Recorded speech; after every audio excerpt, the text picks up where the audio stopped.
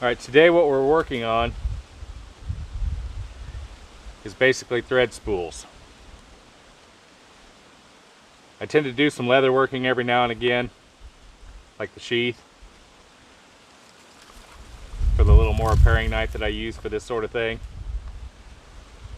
And I found that things like this happen when I try to cart that around, and not to mention it's a lot more awkward.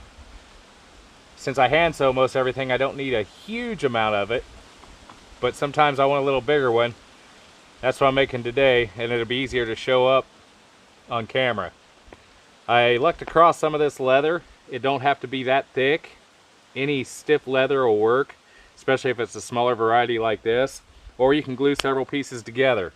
Carve it out of wood, however you like. But the main principle behind it is a little wider, little longer than wider.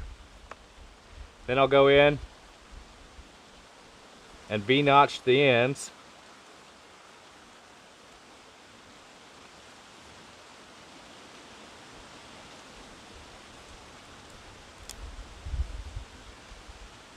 And this is where you're going to wrap your thread. And I use bonded nylon when I sew leather. I like it. It works good. It's strong. And Glover's needles. Fairly fine Glover's needles that I get. This is where I cut 2 notches in like this on the side, and that's where you'll wrap your thread around at the end to secure it. Okay, then you take your cord that you want.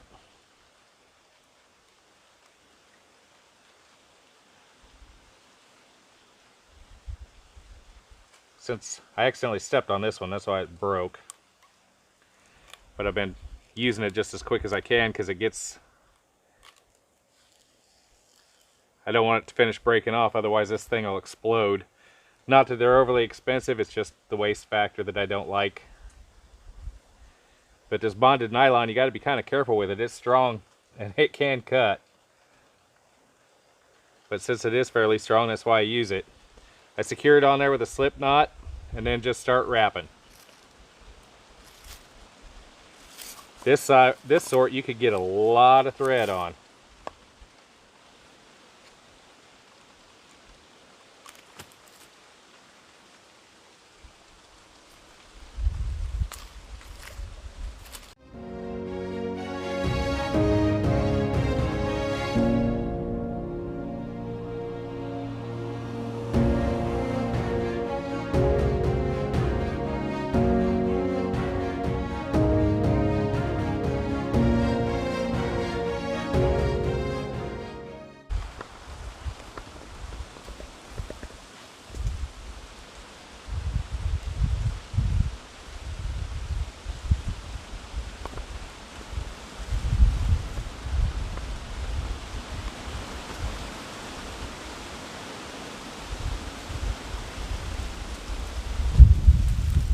Pull it through the side cuts to secure it.